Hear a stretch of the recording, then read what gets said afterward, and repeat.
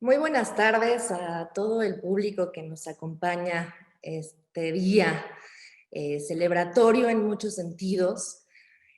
Primero porque logramos juntar a un cúmulo de personajes cuya trayectoria impresionante honra a Casa del Lago, la honra en el presente, pero también en una revisión histórica como la que vamos a hacer hoy.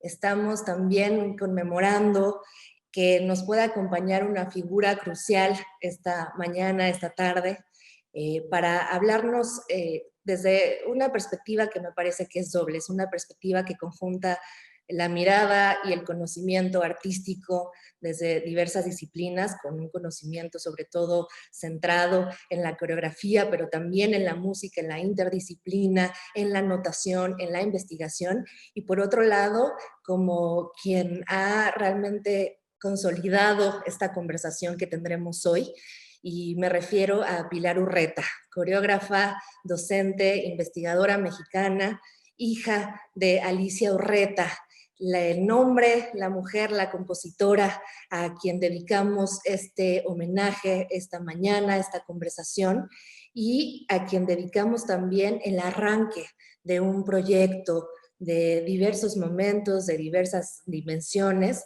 en conjunto con la Fonoteca Nacional de México y el Exteresa Arte Actual. Teníamos muchísimas ganas de realizar esta conversación, de ponernos en contacto con figuras clave, que pudieran hablar, ya decía, en este doble camino, en esta doble dimensión, y que tuvieran también una cercanía histórica con la obra y con la vida de Alicia Urreta, esta compositora maravillosa, coordinadora de tantos proyectos, de tantos foros también como fundadora, una imaginación realmente potente, compleja, que fundó sin duda uno de los elementos con los que vamos a partir hoy, que es la idea de una pionera en la música en nuestro país, y especialmente hablando, por supuesto, de música para piano, música para ensamble y música electroacústica, un momento en el que nos detendremos hoy. Alicia Urreta funciona también como una figura hoy para repensar cómo hemos leído a las mujeres artistas y las mujeres en la música en nuestro país, y la necesaria insistencia que nos toca como gestoras o gestores culturales para recuperar obras tan valiosas y para volverlas a poner al público o a nuevos públicos en el caso de quienes no conocen su obra.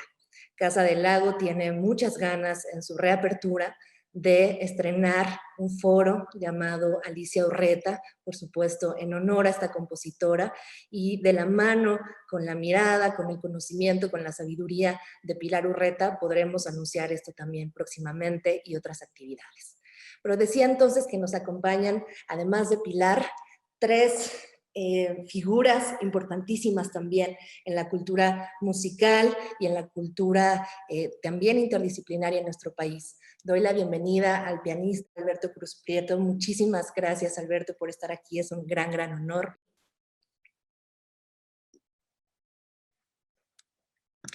También quiero agradecer muchísimo el tiempo y la generosa presencia de Ricardo Gallardo, músico extraordinario, también director del ensamble Tambuco, y muchísimas otras cosas que ahora estaremos comentando. Bienvenido, Ricardo, gracias por estar aquí. Muchas gracias por invitarme. Buenos días. Y por último, pero no menos relevante, por supuesto, Enrique Villa, gestor, historiador del arte y actual director del Museo Federico Silva en San Luis Potosí. Bienvenido, Enrique, un gran placer. Muchas gracias. Pues vamos a comenzar con esta conversación. Ya decíamos, tantos niveles para revisar la obra de Alicia Urreta. Yo quisiera preguntar, y quizá me parece que lo lógico será abrir con Pilar, ¿cómo comenzar a situar, Pilar, la obra de Alicia Urreta en un presente sonoro? Echando mano, por supuesto, de una trayectoria tan compleja, tan múltiple, internacional, por supuesto, interinstitucional, con cabida de tantas maneras, que ha tocado pie en el teatro, que ha tocado pie en las artes visuales, y una complejidad, por supuesto, de carácter musical. ¿Cómo pensarla hoy en el presente sonoro? ¿Cómo presentaría hoy a un público nuevo de Casa del Lago que nos ve desde hace año y medio en el proyecto Casa del Lago Virtual, a esta compositora maravillosa Alicia Urreta? Me planteas una pregunta harto difícil de contestar, porque esto querría decir que yo enfocaría la respuesta a estos vínculos del presente con el pasado, de la música, del arte escénico, del arte multidisciplinario, etcétera, en una respuesta corta, y eso está muy difícil. Está en chino. Pero quisiera yo decir que lo que es muy importante es que la trayectoria artística de mi madre, pero especialmente el legado que ella deja de obra, es un legado tan extenso en este sentido de los enfoques de la creación, de cómo crear, hacia dónde andar, que resulta realmente difícil. No fue solamente una compositora de ensambles, no fue solamente una gran pianista, no fue solamente, no se dedicó solo a la música para teatro, sino que hizo cosas que podríamos llamar aún ahora muy, muy peculiares, en un territorio que en ese entonces no se exploraba.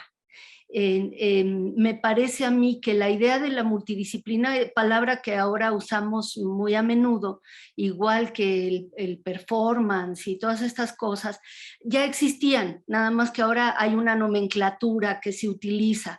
Pero creo que Alicia fue una de las compositoras, de los compositores, no solo hombres o mujeres, sino una de los creadores que se involucraron de una manera muy intensa en la utilización de distintas disciplinas para crear un enfoque distinto. Le importaba mucho la experimentación, la exploración, y le importaba mucho la integración.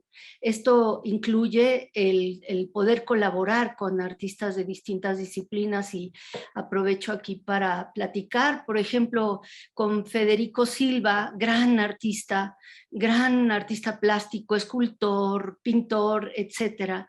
Creó en los años 60 una serie de experimentos de los cuales no hay registro, porque son experimentos.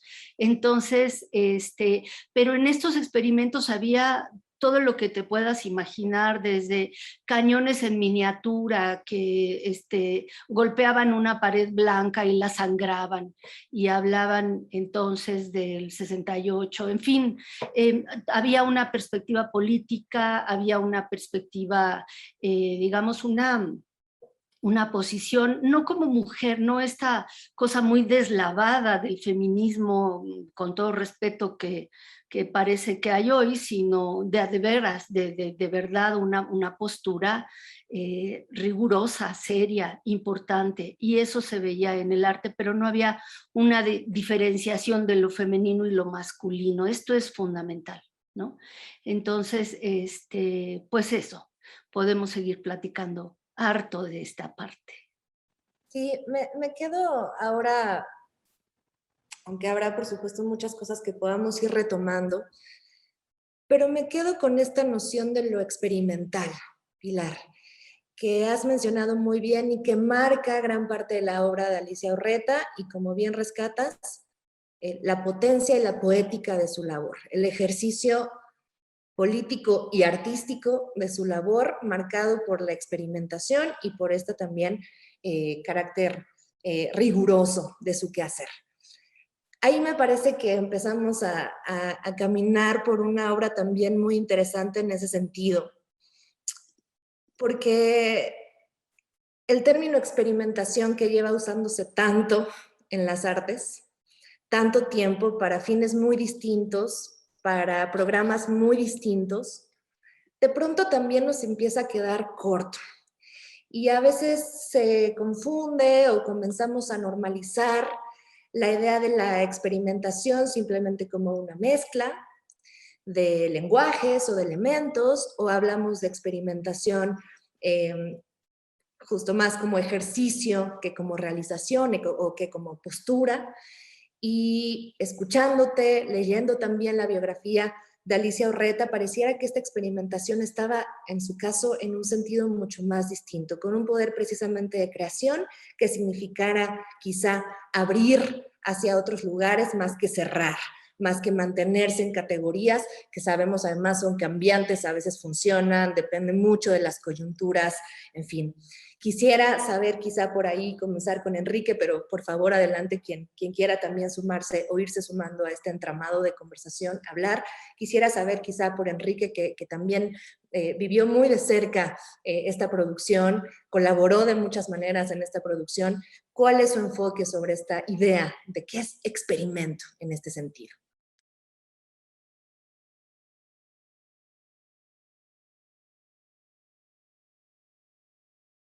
Siempre compartió con un grupo de artistas interdisciplinarios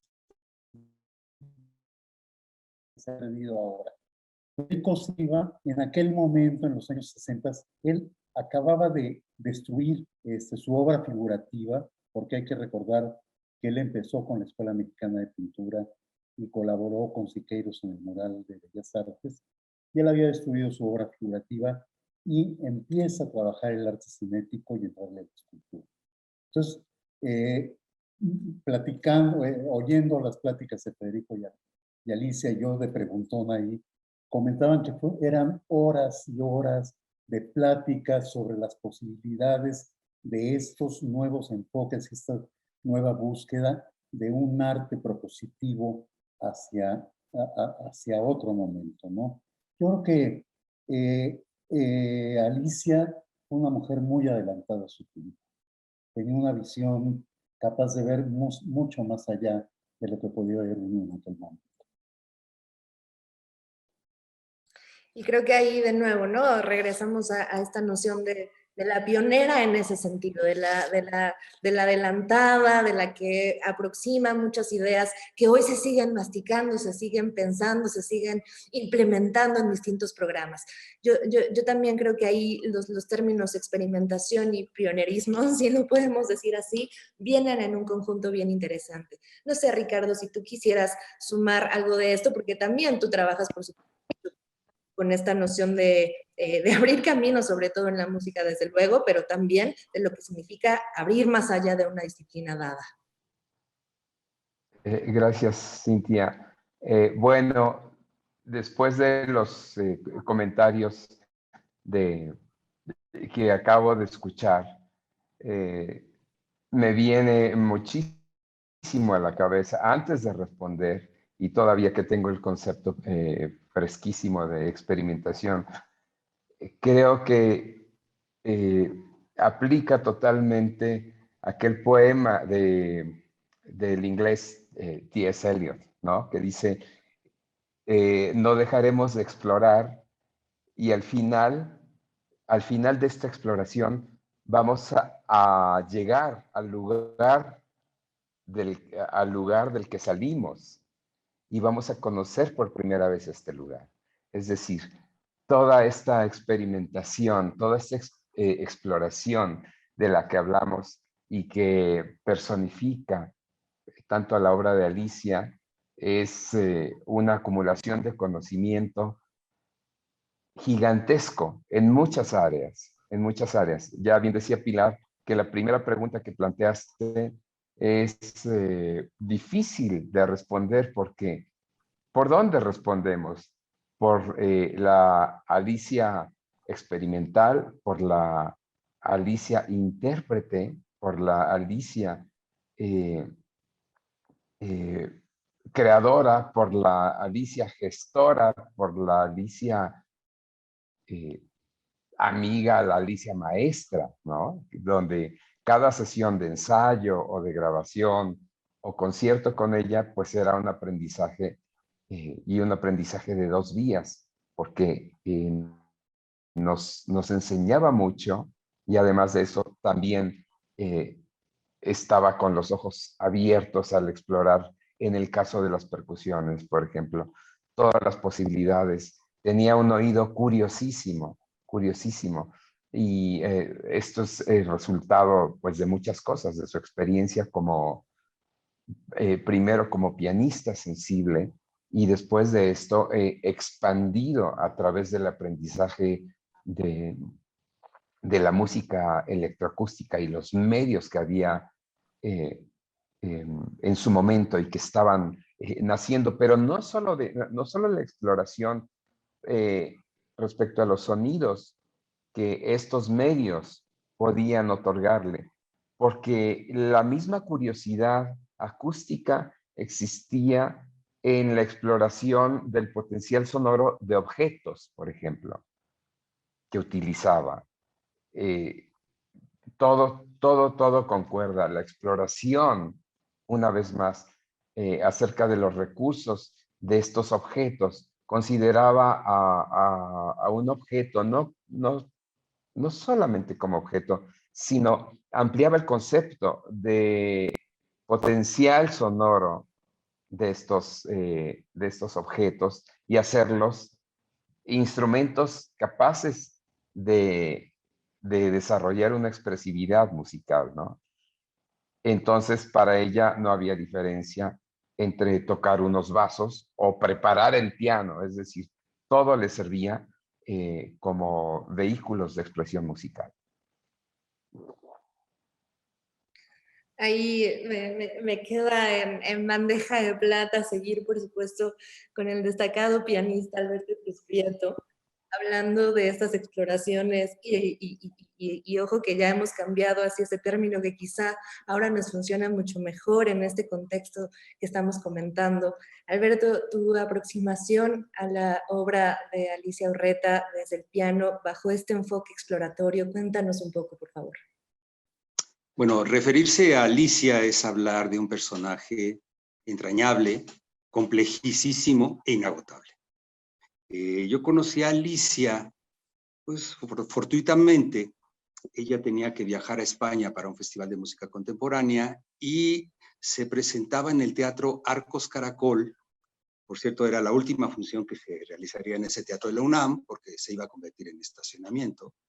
Mariana Pineda de García Lorca, dirigida por el maestro Luis de Tavira, con música de Alicia.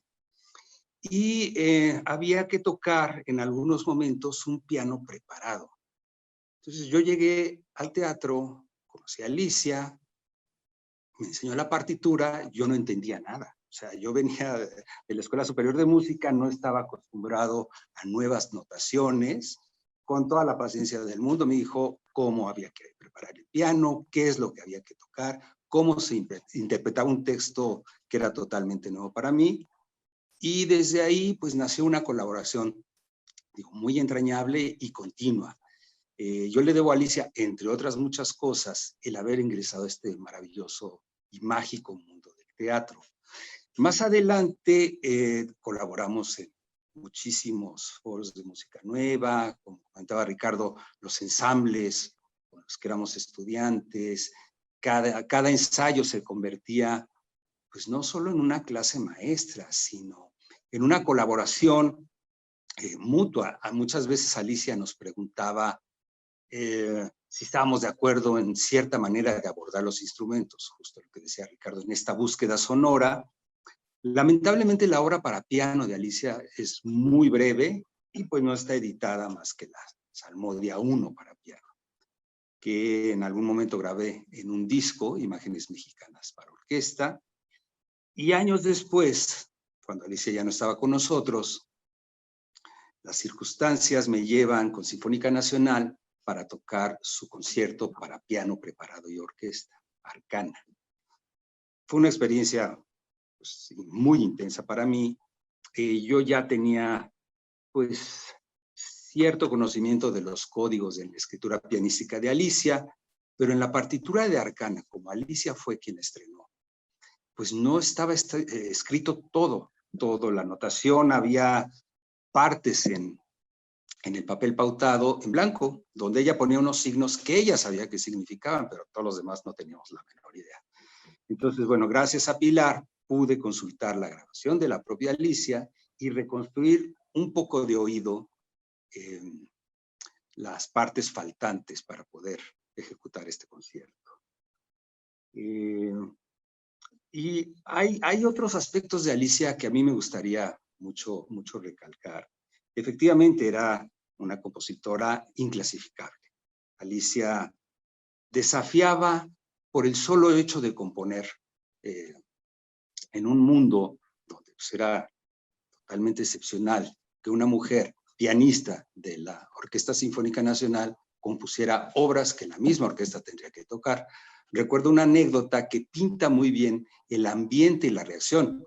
En Esferas no éticas, obra para Orquesta Sinfónica de Alicia, yo colaboraba de repente con Sinfónica como tecladista, supliendo a Alicia cuando no estaba en México. Entonces recuerdo una anotación que la furia de un violinista era tal que en su partichela puso Viva Vivaldi, con signos de admiración, como repelando de que él tenía que tocar la obra de una compositora y además mexicana, ¿no? Creo que ese es un pequeño panorama de nuestra querida Alicia. Maravilloso será también, esperemos que eso sea parte de lo que podemos hacer con este proyecto Alicia Urreta, también descubrir esa notación y esa otra dimensión en la partitura misma y en la experimentación notacional, que es un tema riquísimo y donde muchas veces también encontramos la fuerza de esta exploración y de esta experimentación está también ahí en los riesgos que se tienen que tomar, muchas veces empezando por el papel. Quisiera detenerme un momento para hablar, y ahí hablamos también de esta institución que fue parte crucial en la vida de Alicia Urreta, de Casa del Lago, hace varias décadas, donde formó parte de un grupo fundamental que marcó quizá también cierto rumbo en lo que significan las artes de vanguardia, de posvanguardia, quizá, y experimentales desde luego, o al menos interdisciplinarias como nombramos ahora, efectivamente, en México y en Latinoamérica. Casa del Lago como nodo de un sinfín de exploraciones en todas las disciplinas, pero también con este espíritu de apertura. Y ahí Alicia Urreta fungió no solo como creadora, sino también como coordinadora de la programación musical. Y ahí creo que hay mucho que rescatar también. No sé, quizá Pilar nos quieras contar por ahí, o el mismo Enrique, para que el público conozca también esta labor en Casa del Lago histórica. Pues sí, hizo cosas. Yo creo que la Casa del Lago para ella fue la puerta que le abrió la mirada y la actividad hacia la multidisciplina precisamente, ¿no? Le toca a ella una época muy luminosa de Casa del Lago. En ese momento Juan Vicente Melo era el director y la invita como coordinadora del departamento de música o del área musical. Y entonces, afortunadamente es un tiempo muy, muy creativo en el cual ella se integra a este grupo de intelectuales, además de Juan Vicente Melo, Juan García Ponce, Tomás Segovia, José Luis Ibáñez, José Luis Cuevas, en fin, era un grupo mayoritariamente masculino, con la excepción de Rocío Sanz, que también estaba allí, gran compositora que murió muy joven. Entonces, bueno, digamos que el entorno permitía que sin escalafones ni clasificaciones necesarias se pudiera trabajar colaborativamente. Entonces la primera obra, y yo sabía que me ibas a preguntar esto, y no quería yo como sacarlo de la memoria y a lo mejor me equivoco, pero tengo aquí, por ejemplo, en el catálogo, en el año 65, se estrena en Casa del Lago una obra que se llama Diálogo del amor con un viejo, de Rodrigo de Cota. La dirección era de José Luis Ibáñez y la obra sonora, la música incidental, era de Alicia. Esta es su primera obra.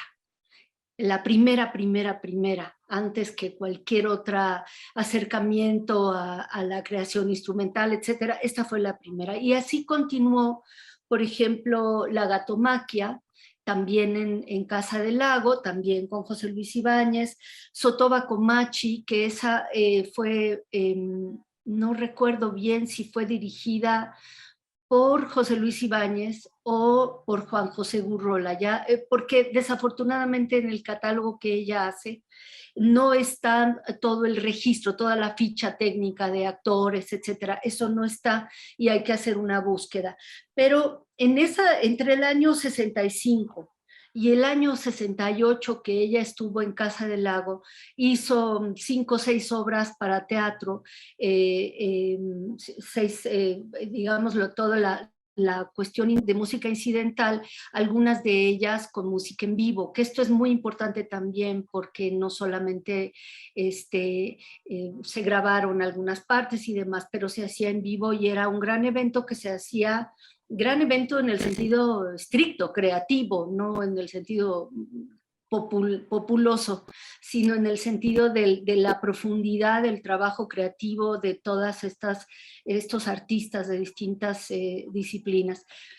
Se hizo en el foro de Casa del Lago, que después en los años 80 decidieron tristemente desmontar ese foro que había costado mucho trabajo montar, o sea, armar el armado del forito de Casa del Lago en la sala principal. Entonces, bueno, pero lo que es importante es que ahí es donde inicia su trabajo como creadora. Hay que decir también que el enfoque sonoro es un enfoque que habría que estudiar de dónde vino, porque no hay referencia, la música es muy contemporánea.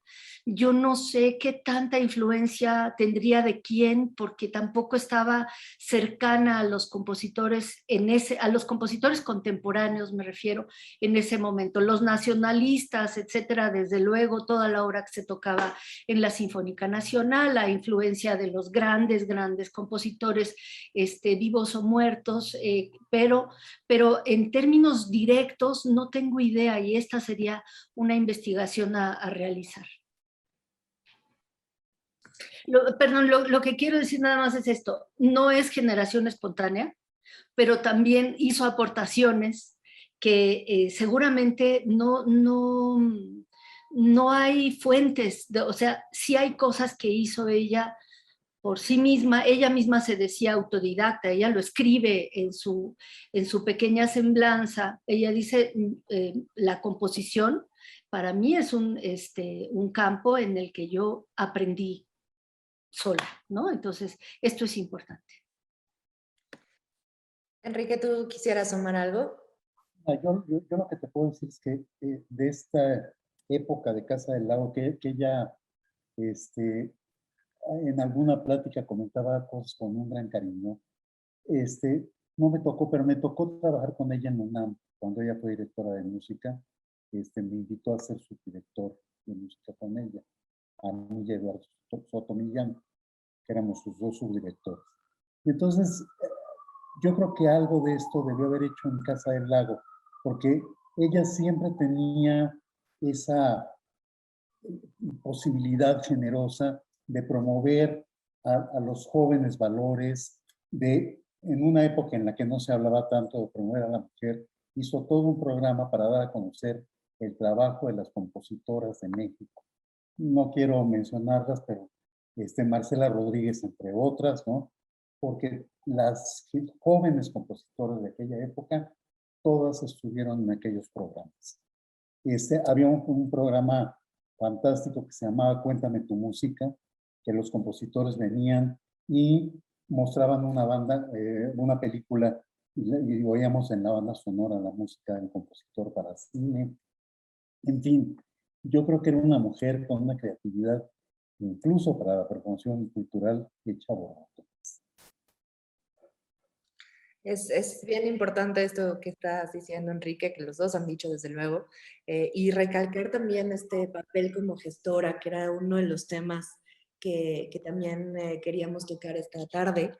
el rol como fundadora de distintos foros, entre ellos el Festival Hispano-Mexicano, que también realizó, conjugó otro tipo de vínculo con música fuera del país y particularmente también con lo que ocurría en España, desde luego, pero lo que hizo también en términos de armados de festivales, de coordinaciones, de programas, de grabaciones, me parece que también suma quizá esta pregunta interesantísima que lanza Pilar hoy, que es decir, ¿dónde están esas influencias exploratorias y quizá también tan experimentales, probablemente de ese carácter interdisciplinario propio en la naturaleza de creación? Ahí siento que hay muchísimo que hacer también.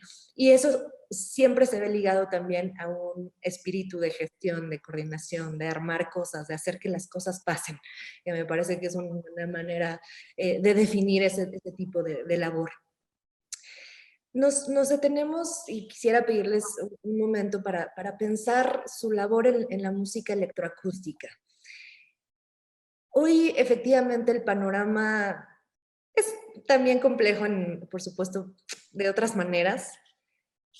Ya lo han dicho muy bien Enrique y Pilar, la atención que hoy damos al trabajo de las mujeres en la música y en otras disciplinas, desde luego, pero hablo particularmente, por ejemplo, de este eje de programación que Casa Lago tiene actualmente, llamado Pioneras Electrónicas, donde sí buscamos atender a generar otro tipo de canon, de releer nuestra historia musical mexicana desde otra manera, o simplemente buscar un sentido más horizontal entre esos nombres que normalmente surgen cuando hablamos de la historia de los grandes compositores en México.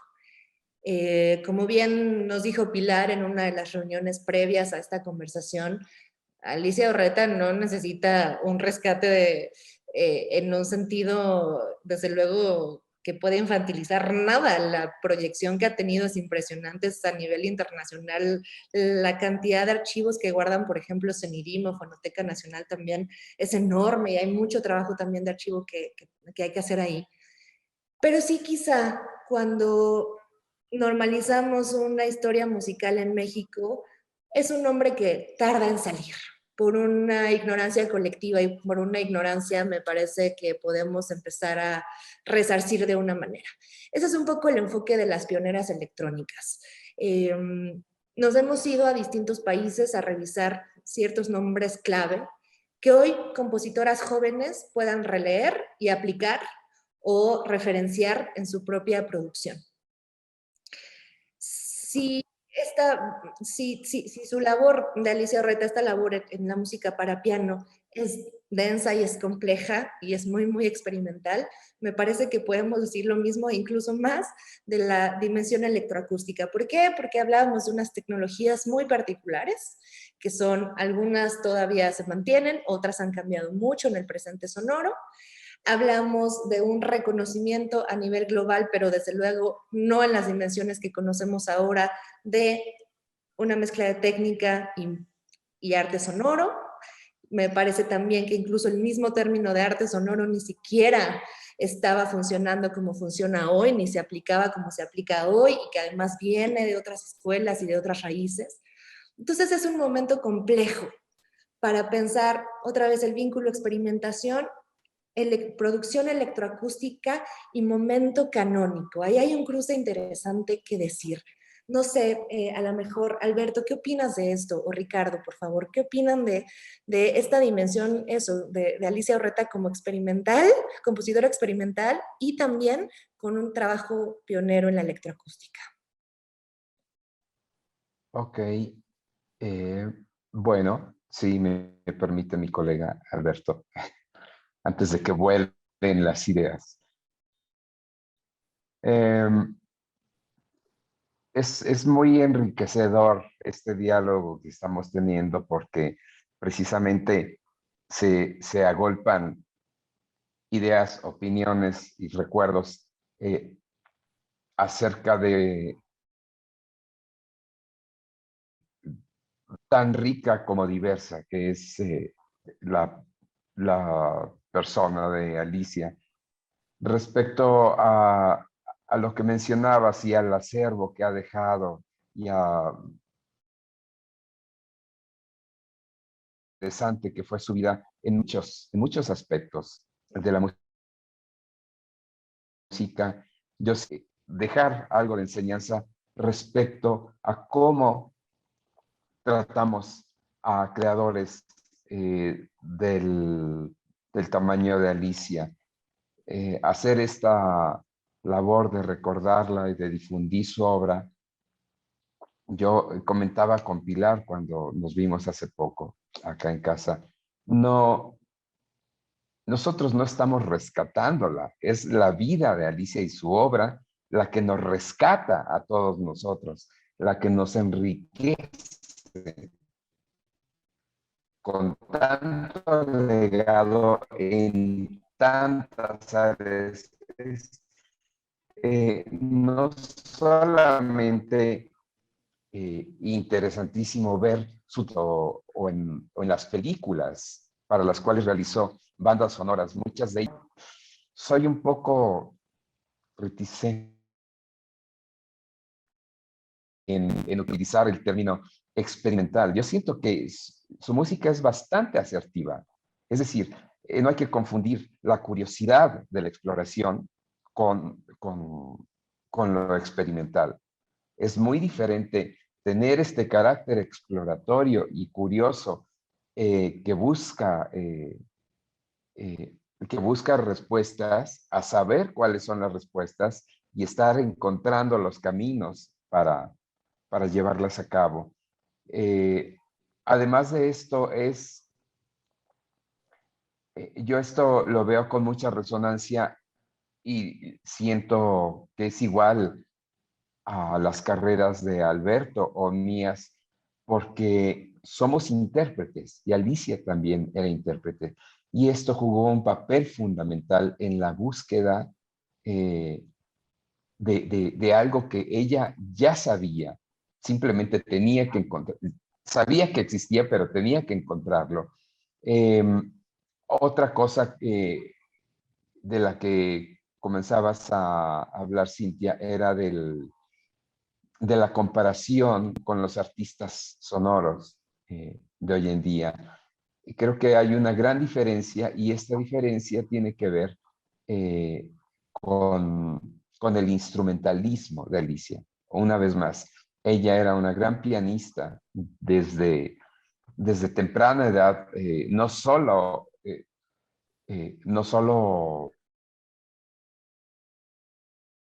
vivió del piano muy joven, sí, como pianista acompañante, como maestra, como intérprete, como miembro de la Sinfónica Nacional y utilizarlo como un vehículo práctico a este ser curioso y creativo. Es interesante cómo a partir del piano, yo siento, aunque como dice Alberto, tiene poca obra para piano, pero es impresionante ver cómo el piano está presente como un instrumento de exploración. Esto no siento que cambiaría mucho si ella viviera ahora y tuviera al alcance todos los dispositivos informáticos de los cuales tenemos disponibles ahora, ¿no?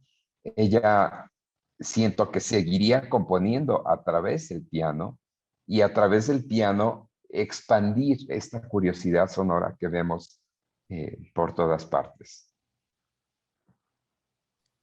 Alberto, quisiera sumar algo a esto bien interesante que nos dice Ricardo. Bueno, yo no toqué jamás en ninguna obra de Alicia que implicara procedimientos electroacústicos como creación.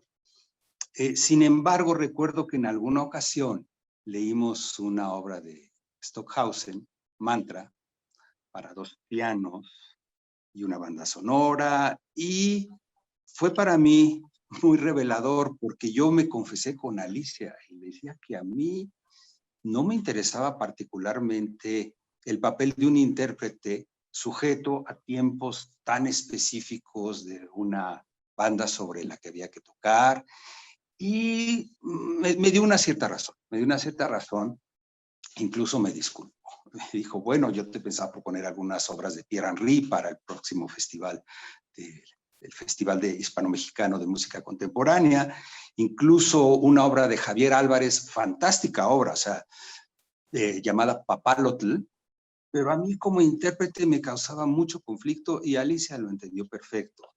Hace mucho que no conozco obra nueva de las compositoras que mencionas. Realmente no tengo un balance ni comparativo ni de las obras actuales, pero creo que se envejeció. Hasta donde yo me quedé, creo que no veo mucho nuevo bajo la música electroacústica. Un poco lo que decía Pilar con referencia al feminismo, que ahora está un poquito, y coincido, esta cosa deslavada, ¿no? Cuando con Alicia estas posiciones de creadora y todo, pues eran mucho más contundentes. Yo siento este mundo que está junto a los intérpretes tradicionales como un recurso que ya no ha dado para mucho más. Sería mi punto de vista.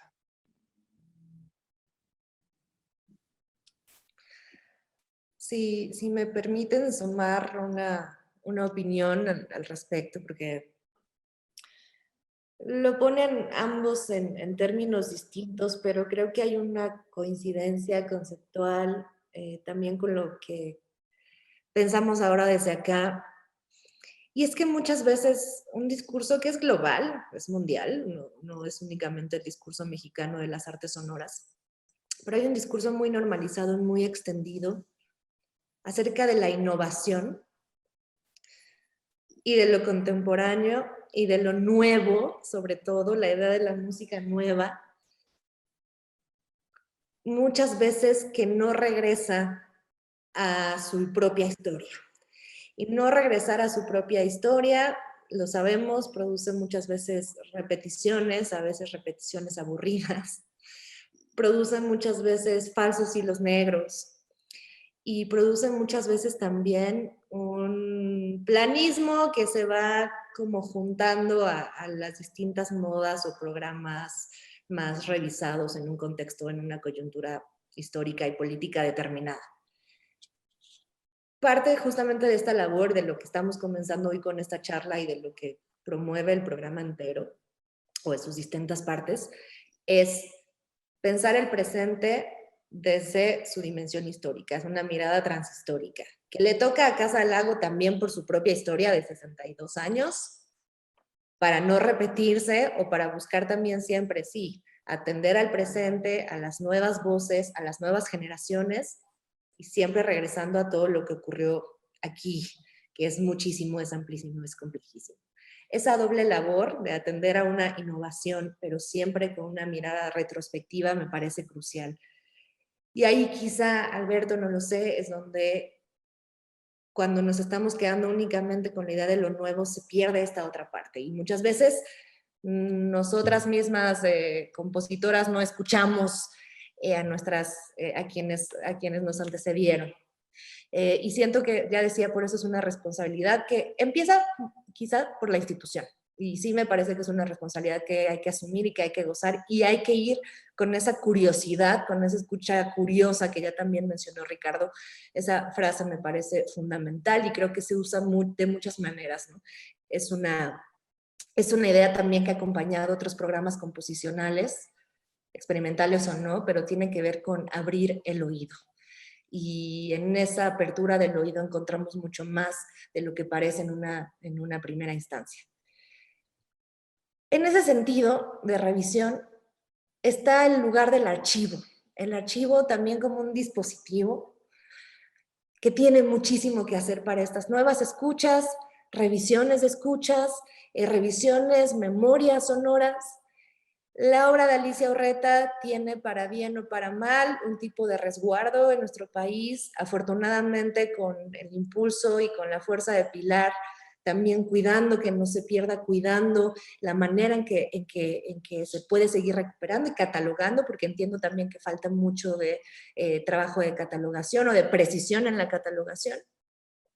Pero el archivo hoy se vuelve para muchas disciplinas y para muchas tareas crucial para ese volver a escuchar y esa vuelta a la escucha curiosa.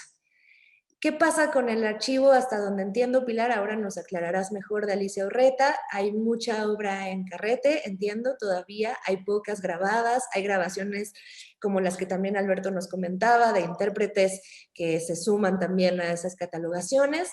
Pero, ¿dónde está hoy ese papel del archivo? Otra vez, para seguir dejándonos rescatar por Alicia Urreta en el presente. Sí, fíjate que quisiera decir 3 cosas antes de hablar del catálogo, porque me parece que pueden ser interesantes para nuestros escuchas. La primera cosa que quisiera es referirme a la obra que hizo Alicia en el año 71, que se llama Natura Mortis, o la verdadera historia de la Caperucita Roja. Esta es una obra muy importante que sería fantástico recuperar. Es difícil porque, como bien decía Alberto, a veces mi mamá escribía en unos sistemas gráficos muy personales, de los cuales no hay referencia de qué quiere decir esto, qué quiere decir aquello.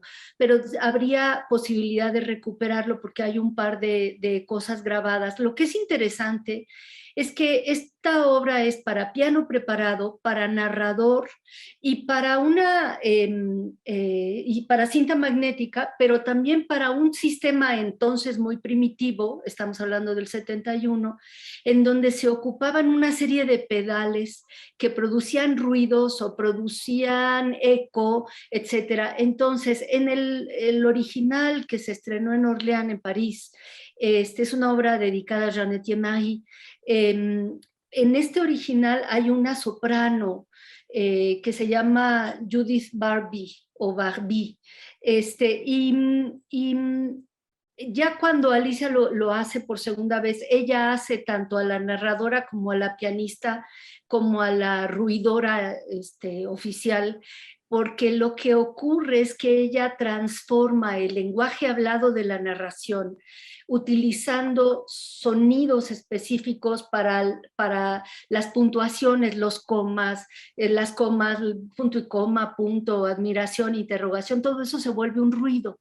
Y entonces se va densificando porque había un loop que va produciendo un sonido encima de otro, encima de otro, encima de otro, con un cierto carácter, digamos, gracias al eco, un cierto carácter temporal, en donde parece que el pasado y el presente están uno encima del otro. Es muy interesante sonoramente hablando y también narrativamente hablando, porque ella toma este cuento de Perrault y lo convierte en un cuento erótico. Entonces, ahí también hay muchísimo sobre qué elaborar, ¿no? Entonces, lo traigo a colación por esta cuestión de cómo es el trabajo electroacústico y demás. Me parece que es una obra fundamental. Yo no sé, claro que Kathy Barbarian, una compositora norteamericana, también ha hecho muchos experimentos, obviamente, con la voz, la caricatura, etcétera, desde luego, y no dudo que eso sí haya permeado, haya sido alguna forma de influencia en Alicia, pero lo que es interesante es a dónde lleva el sonido, o sea, no solamente, o sea, cómo lo transita y lo convierte en algo de orden completamente abstracto. Esto es lo que me parece importante. Autoricé a la fonoteca a hacer el transfer de los materiales grabados por vía intermedia, o sea, el tránsito lo hizo CENIDIM y yo lo agradezco mucho, pero digamos que el archivo está en un solo lugar y no está disperso. Esto es importante decirlo. También hay que decir que ha habido muchos intentos de investigación, pero luego las investigaciones se quedan muy cortas, porque las visitas que hacen las personas, que no es una sino varias, que han hecho al archivo alguna vez, pues van una vez a la la casa, ven el archivo y dicen, está padre, y ya con eso escriben un libro. Entonces yo aquí pongo una nota de alerta porque no me parece que, no, más bien no es que no me parezca, es que así no se investiga, punto, ¿no? Entonces esto es importante. Ahora, por último, hay un plan muy hermoso que tenemos Enrique, Alberto y yo, pronto lo platicaremos, no lo quiero adelantar, pero es muy importante para el archivo. Entonces, será posible mediante, desde luego, una serie de permisos que las personas deberán pedir para poder acceder ya de una manera un poquito más oficializada, y sobre todo para evitar estas pseudo investigaciones que no lo son. Eso es muy importante. Para sumar a esto que ya dice Pilar, poniendo puntos centrales en esta conversación, sí quiero insistir de nuevo en la pregunta sobre lo que significa el archivo hoy para la memoria sonora, desde las otras tres perspectivas. Me gustaría, y creo que al público también, escuchar eso, hoy que también se escucha distinto, hablando de esta obsesión del mundo por lo inmediato, para recuperar ese término, lo inmediato y además desechable. Cambian también los procesos de la escucha en esta inmediatez, cambia toda nuestra forma de comunicarnos y hay otra vez una relevancia, nos parece, en ese cuidado del archivo y ese uso del archivo como dispositivo para extender de nuevo esta curiosidad o esta escucha curiosa.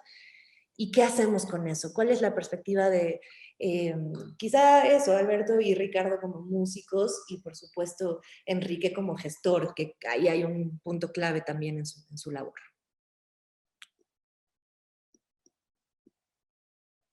Quizá Enrique, que tienes el micrófono abierto. Yo creo que lo más importante para un artista es que su obra, en este caso, se escuche y se difunda. Entonces yo creo que aquí también sería una labor importante, pues buscar las posibilidades de que entre la obra que ha dejado Alicia, hay una serie de obras también inéditas que valdría la pena, pues de alguna manera, que el público las conociera. En este país hay un número importante de orquestas y de artistas, de músicos, pues sería interesante ver la posibilidad de que la música de Alicia se oyera en México, como un primer momento. Creo que ese podría ser una meta importante como parte de este momento. Yo creo que ahí sí pues, podemos participar mucha gente, porque en todo el país yo creo que hay mucha gente que conoció a Alicia como persona, y hay mucha gente que no sabe uno con la que Alicia fue muy generosa y que como que tenemos una deuda con ella, ¿no? Por ejemplo, yo que estoy en San Luis Potosí, que soy de Querétaro, pues podría ver las posibilidades que se pudiera hacer con la Orquesta Sinfónica de aquí, la obra de Alicia. Y bueno, con Alberto y con Pilar, contigo, pues ver cómo hacer para que la música se oyera tanto en vivo, como diría Chely Vida, que yo sí creo que una grabación, por más buena que sea, pues es un documento musical. Lo importante aquí es ese encuentro directo con el fenómeno sonoro, ¿no? Seguro que sí, estamos puestísimas y puestísimos aquí en Casa Lago y las otras dependencias y podemos hacer una colaboración también en ese nivel con ustedes, Enrique, sería maravilloso. Sí, iremos platicando. Sí, Ricardo, por favor. Pues yo siento que abordar la recuperación de todo el legado de Alicia es una parte, es un es un árbol que tiene muchas ramas, ¿no? De todo el trabajo que se tiene que hacer. Padecemos de una amnesia y de una pérdida de la memoria a corto plazo. Hay una gran desconexión y parte de ello es el surgimiento de repente de unas opciones de información y de novedad y de recursos novedosos que nos apabullan y nos roban la mirada hacia esto y nos hacen ver hacia adelante. Eso está muy bien, pero hay una gran desconexión con el pasado. Yo siento, tengo muy de la mano, de forma muy calientita, vamos, la conexión con nuevas generaciones de intérpretes y de compositores. Y veo en ellos una gran desconexión, una total ignorancia del pasado. Ya digo, no, es sorprendente como le preguntas a alguien, bueno, ¿sabes quién fue Carlos Chávez? Sí, fue un compositor. ¿Qué obras conoces de Carlos Chávez? Sinfonía India. Y estamos hablando de Carlos Chávez, este personaje protagónico, ¿no? Un puente entre siglo XIX y siglo XX. Pero siempre nos ha pasado que nuestros creadores mueren y enterramos a su obra con ellos. Murió Manuel Enríquez, jamás se volvió a tocar. Murió Alicia, jamás se volvió a tocar. Murió Eugenio Toussaint, jamás se volvió a tocar. Es decir, tenemos esta tendencia a enterrar a nuestros compositores con sus obras, ¿no? Y después de un rato surgen cierto tipo de iniciativas y siento que no tendrían que ser iniciativas aisladas. Tenemos que reconsiderar la riqueza y el legado de nuestros creadores, a tal grado de honrarlos no solo cuando no están, sino cuando están vivos, creando, cuando tienen el presente y el futuro, ¿no? Ser capaces de reconocer eso. En Japón hay un estatus para sus creadores considerados como tesoros vivientes, ¿no? Es decir, tenemos en México grandes tesoros vivientes y siento que aunque Alicia no está con nosotros, sí está su obra. Tiene que haber, como dice Pilar, un trabajo serio de organización organización y arreglar la disponibilidad de sus partituras, de sus documentos importantísimos y ligar este pasado con los jóvenes compositores, con los jóvenes que hacen performance, con los jóvenes que necesitan ver que no son generación espontánea. Para muchos de ellos parece ser que la vida existe a partir de YouTube hacia acá, ¿no?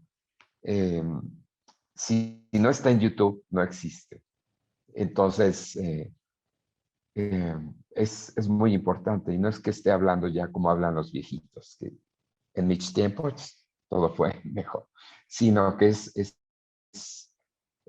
muy importante. Para mí la figura de Alicia fue determinante, no solo para mi formación, no solo para hacerme consciente de la confirmación que un trabajo como el de Alicia era posible en el desarrollo de una carrera como la que trato de perseguir.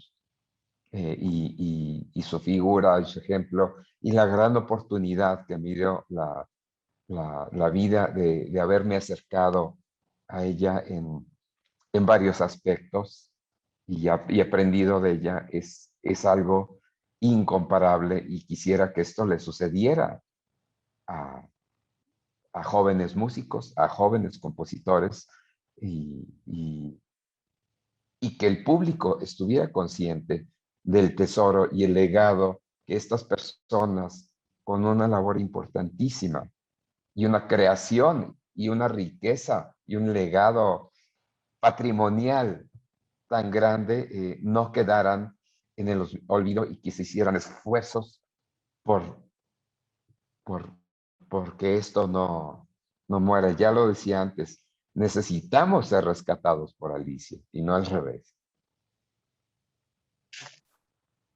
Gracias, Ricardo. Qué gran placer escucharte así. Y ese statement lo compartimos todos y todas aquí y vamos a impulsar eso desde lo que se pueda y sumando fuerzas, porque tiene que ser también, me parece, una escucha colectiva. Hoy yo quisiera hacer un comentario, apuntalando la importancia de lo que dice Ricardo. Creo que podrían hacerse básicamente tres cosas pues, importantes, que serían la edición de obras de Alicia y las escuelas de música de educación superior, como el Conservatorio, la Facultad de Música del UNAM, la Escuela Superior de Música, no contemplan para nada formar intérpretes que sean conscientes de la tradición, de la música que se hace, pues no solo en su tiempo, sino en el siglo en el que vivieron. No es una obligación para ellos conocer esta música. En cualquiera de estas tres escuelas superiores es posible graduarse habiendo tocado solo 2 mazurcas de Ponce en toda la carrera. Ponce, a quien adoro y a quien admiro muchísimo, sí, pero no basta.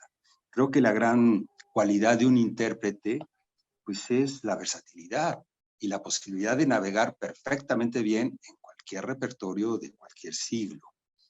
Ahora, me refiero a editar pues obras de Alicia, de muchos compositores mexicanos cuyas obras permanecen inéditas, pero es muy desalentador ver que en un país como el nuestro desaparecen la Oficina de Ediciones Mexicanas de Música. Entonces, bueno, esto a nivel institucional.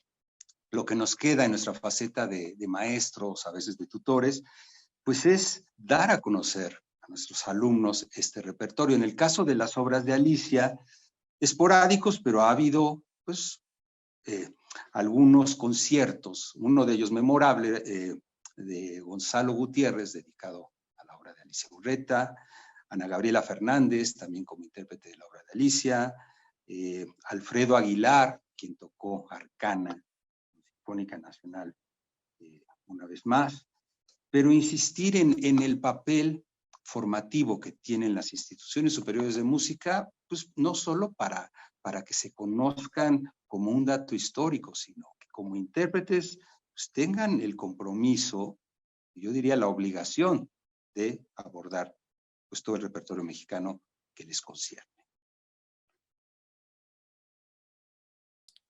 De acuerdísimo, Alberto, y que ese trabajo también que estamos nombrando de archivo, reescucha de archivos, se acompañe con estos programas de formación. Y de nuevo, tiene que ser colectivo y tiene que tratarse desde una mirada que pueda ser, por un lado, desde divulgación, como es esta conversación, hasta otra que sea educación y seguimiento de otro tipo de, de formación para músicos que se están especializando también y que leen música, hasta un público que es amplio y ya decíamos que tiene en su propia historia musical mucho que escuchar todavía.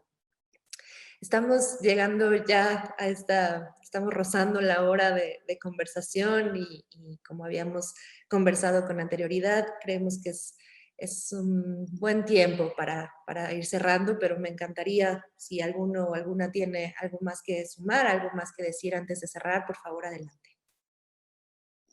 Pilar, por favor. Sí, yo quisiera cerrar leyéndoles algo que escribió mi mamá acerca de la creación de una obra. Y me gustaría también decir que la única cosa que me hubiera gustado que hiciera más, además de todo lo que hizo, pero me habría encantado que escribiera más, porque cómo escribía, era maravillosa. Entonces, les comparto solamente un fragmentito que ella escribe acerca de la creación de la palabra, el tiempo y el poeta. Esta obra fue un estreno, Ricardo y Alberto, y me parece que Enrique también estuvieron allí en ese estreno, homenajeando a Octavio Paz, a quien pues creemos que no le hizo mucha gracia a la música contemporánea. Pero independientemente de eso, les voy a leer. Alberto y yo tocamos Sí, yo en el sé, estreno. y yo bailé, Tocamos el estreno. entonces, bueno, fue Y interesante Octavio Paz porque, estaba ahí. y estaba con una cara de plato muy extraña, pero en fin. Entonces dice Alicia, de la palabra, el tiempo y el poeta son 3 intentos originados por la lectura ávida de los textos de Octavio Paz. Tomé, bajo tu clara sombra, paisaje inmemorial y libertad bajo palabra, un fragmento, y escribí la música que ellos provocaron en mi oído interior. Cada intento posee una verdad, la de la poesía que le ha dado vida. Y por eso estos 3 seres poéticos, temporalmente musicales, conviven adecuadamente en cualquier orden. Si los hados deciden que ellos permanezcan en la futura memoria de la música, es seguro que también determinarán su disposición final.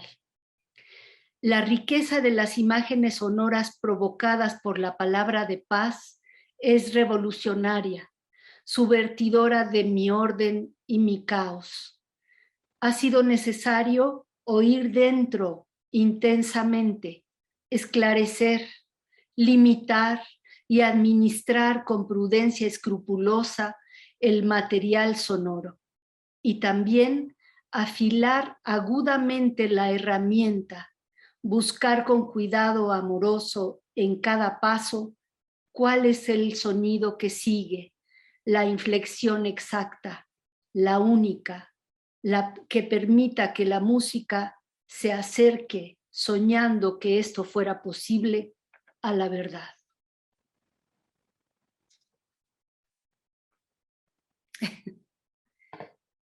Muchísimas gracias, Pilar. Muchísimas gracias por esta recuperación.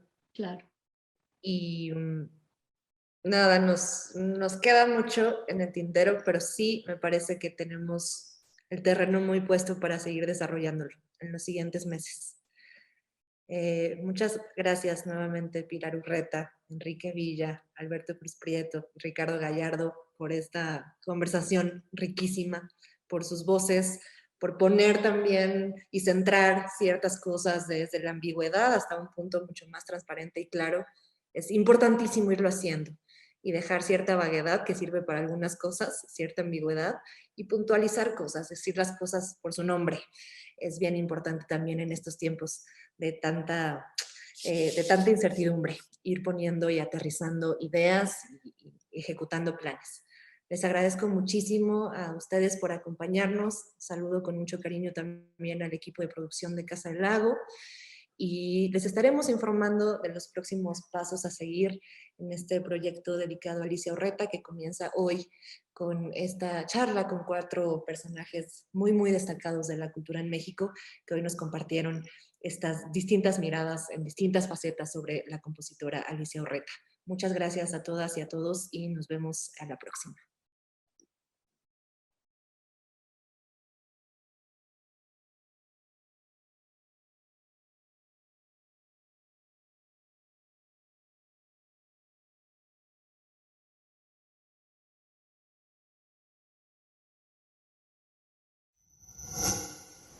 Gobierno de México.